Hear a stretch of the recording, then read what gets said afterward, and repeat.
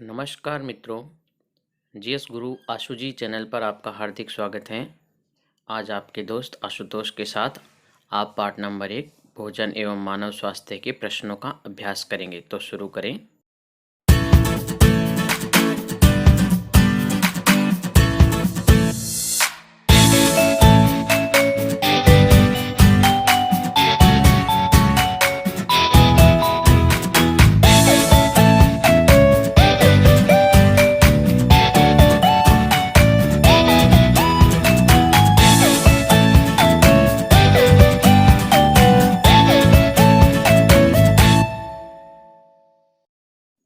बहुत बहुत स्वागत है आपका मित्रों। आज हम कक्षा 10 के विज्ञान विषय के प्रथम अध्याय भोजन एवं मानव स्वास्थ्य के प्रश्नों का अभ्यास करेंगे। इसमें 3 कैटेगरी के प्रश्न हैं, जिसमें पहला है बहुचयनात्मक प्रश्न, ऑब्जेक्टिव टाइप क्वेश्चन। पहला प्रश्न है, नारू रोग का रोग जनक है? जीवाणु, कृमि, विषाणु, प्रोटोजोआ। बताइए। हाँ, बिल्कुल सही अनुमान लगाया है आपने। इसका उत्तर है कृमि। अगला प्रश्न है, स्वस्थ शरीर का सामान्य रक्तचाप होता है 120 से 80 mmHg, 100 से 60 mmHg, 140 से 100 mmHg, नन ऑफ दीज। बिल्कुल आपने सही अनुमान लगाया, 120 से 80 mmHg। अगला प्रश्न है, तंबाकू किस कुल का पादप है? Malvaceae, Liliaceae, Solanaceae, Fabaceae. बिल्कुल सही सोच रहे हैं आप, तंबाकू सोलेनेसी कुल का पादप है। अगला प्रश्न है, मदिरा का मुख्य घटक है C2H5OH जिसको एल्कोहल कहते हैं, CH3OH जिसको मेथेनॉल कहते हैं, CH3COOH जिसको एसिटिक अम्ल कहते हैं, C6H12O6 इसको ग्लूकोज कहते हैं। आपने बिल्कुल सही सोचा, मदिरा का मुख्य घटक एल्कोहल होता है। अगला प्रश्न है, आयोडीन की कमी से कौन सा रोग होता है? रतौंधी, रिकेट्स, बांझपन, घेंगा। बिल्कुल आयोडीन थायराइड ग्रंथि से संबंधित तत्व है, इसकी कमी से घेंगा नाम का रोग हो जाता है। अगले प्रश्नों में आ गए अति लघुत्रात्मक प्रश्न। पहला प्रश्न है, अफीम के पादप का वैज्ञानिक नाम क्या है? बिल्कुल सोचिए। हाँ, बिल्कुल सही है, पेपेवर सोमनीफेरम अफीम के पादप का वैज्ञानिक नाम है। अगला प्रश्न है, वसीय यकृत रोग का क्या कारण है? हाँ, अधिक मदिरापान वसीय यकृत रोग का कारण है। अगला प्रश्न है, तंबाकू में कौन सा हानिकारक तत्व पाया जाता है? हाँ, बिल्कुल सही सोचा आपने, निकोटीन नाम का एल्केलॉइड पाया जाता है तंबाकू में। रक्तचाप मापने वाले यंत्र का नाम? बिल्कुल, जो डॉक्टर के पास पड़ा होता है, पारे पर आधारित, स्फिग्नोमेनोमीटर रक्तचाप मापी। अगला प्रश्न है, नारू रोग के रोगजनक का नाम लिखो। वही रोग जो राजस्थान में बहुत फैला था एक बार, अब उसका उन्मूलन हो गया। बिल्कुल, ड्रेकनकुलस मेंडिनेंसिस नाम है रोगजनक का नाम।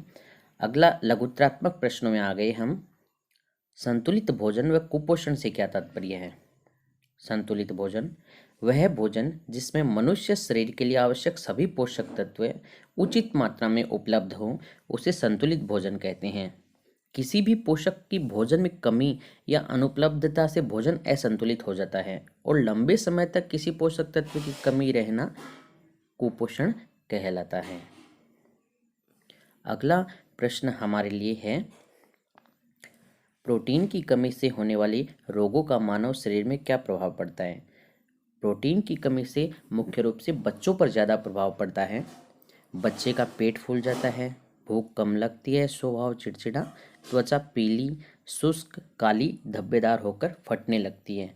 अर्थात जो बच्चे होते हैं उनमें प्रोटीन कुपोषण मुख्य रूप से होता है, इसलिए बच्चों के भोजन में प्रोटीन युक्त भोज्य पदार्थों को शामिल करना चाहिए।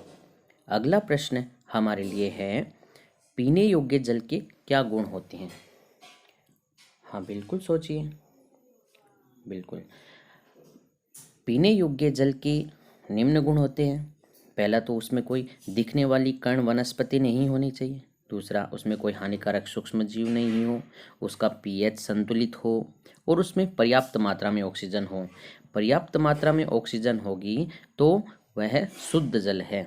उसका पीएच मुख्य रूप से उदासीन होना चाहिए। उदासीन जल हमारे पीने योग्य हैं। दूषित जल के दुष्प्रभाव लिखिए।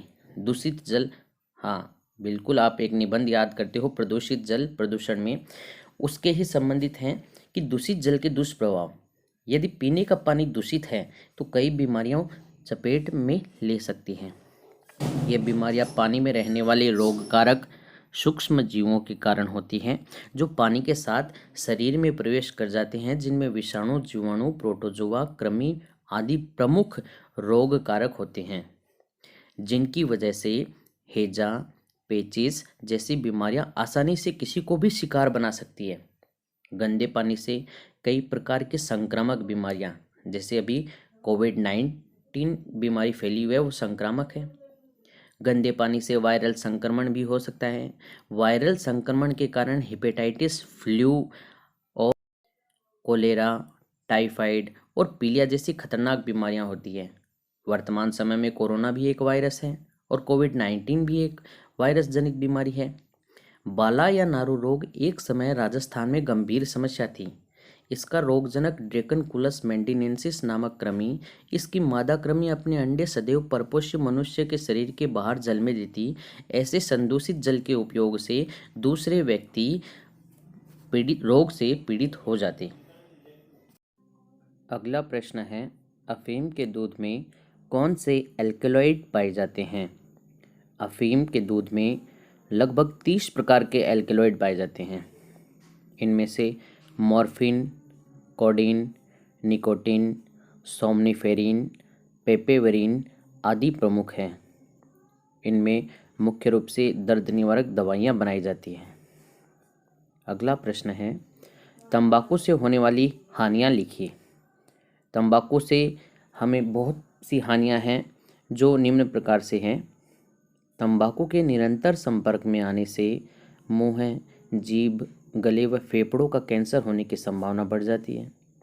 तंबाकू में उपस्थित निकोटीन एल्कलॉइड धमनियों की दीवारों को मोटा कर देता है, जिससे ब्लड प्रेशर और हार्ट रेट बढ़ जाती है। गर्भवती महिलाओं द्वारा तंबाकू का सेवन करने से भ्रूण के विकास की गति मंद पड़ जाती है। सिगरेट के धुएं में उपस्थित कार्बन मोनोऑक्साइड गैस लाल रुधिर कणिकाओं को नष्ट करके रुधिर की ऑक्सीजन को एक जगह से दूसरी जगह ले जाने की क्षमता को कम कर देती है। इस प्रकार ये तंबाकू के दुष्प्रभाव हैं। तंबाकू सब म्यूकस फाइब्रोसिस रोग के लक्षण व कारण लिखिए।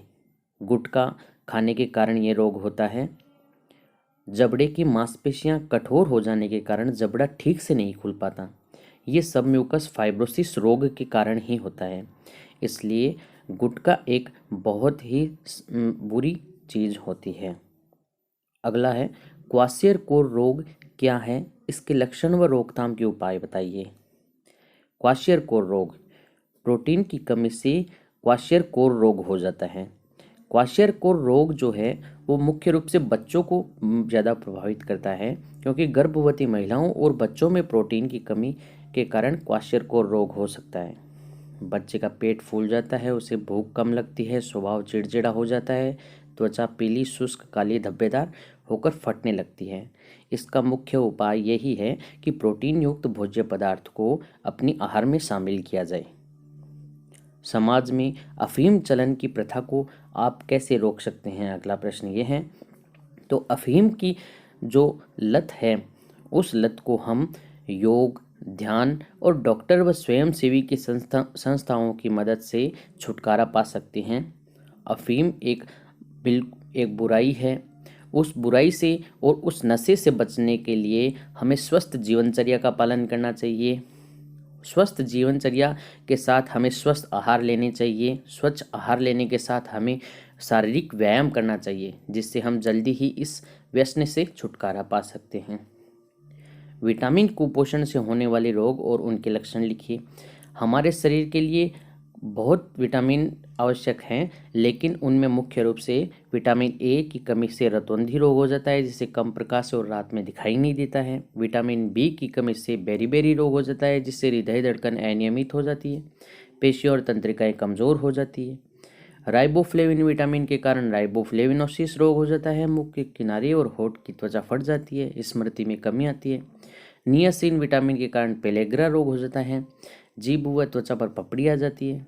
एस्कोर्बिक अम्ल के कारण स्कर्वी रोग हो जाता है, मसूड़ों से खून आना शुरू हो जाता है।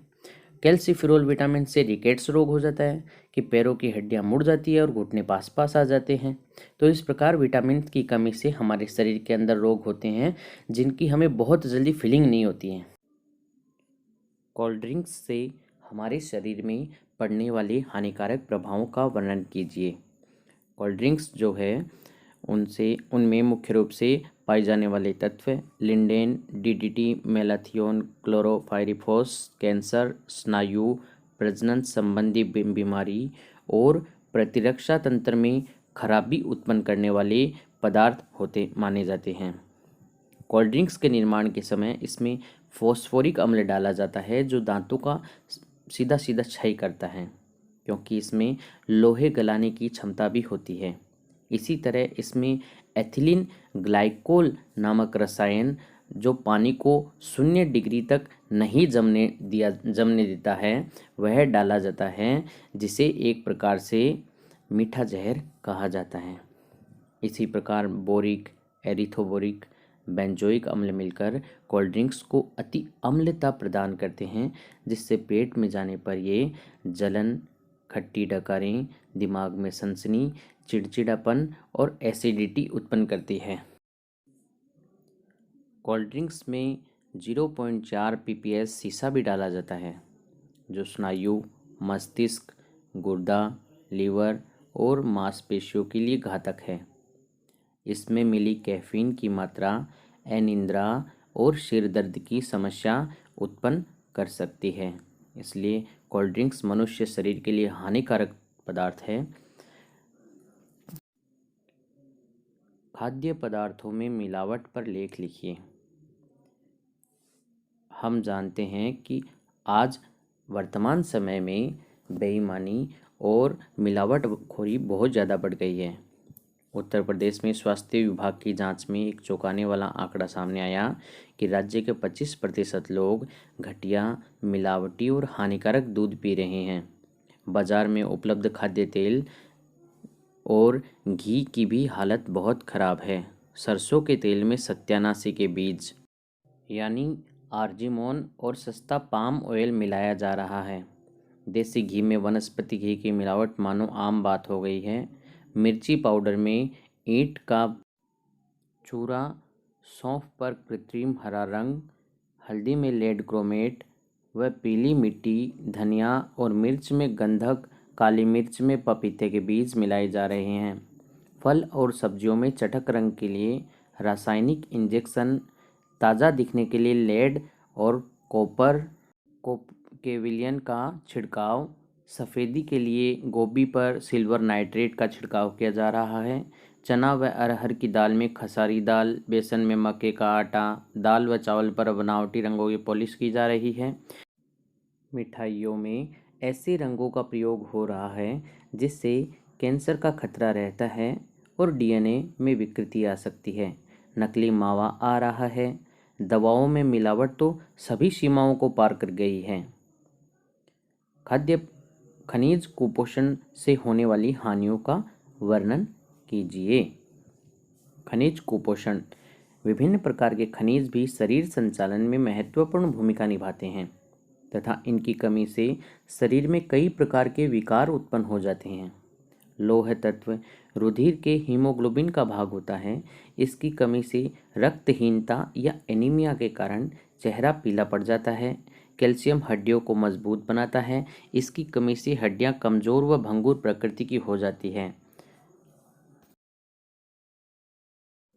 आयोडीन की कमी से थायराइड ग्रंथि की क्रिया मंद पड़ जाती है और गलकंड रोग हो जाता है।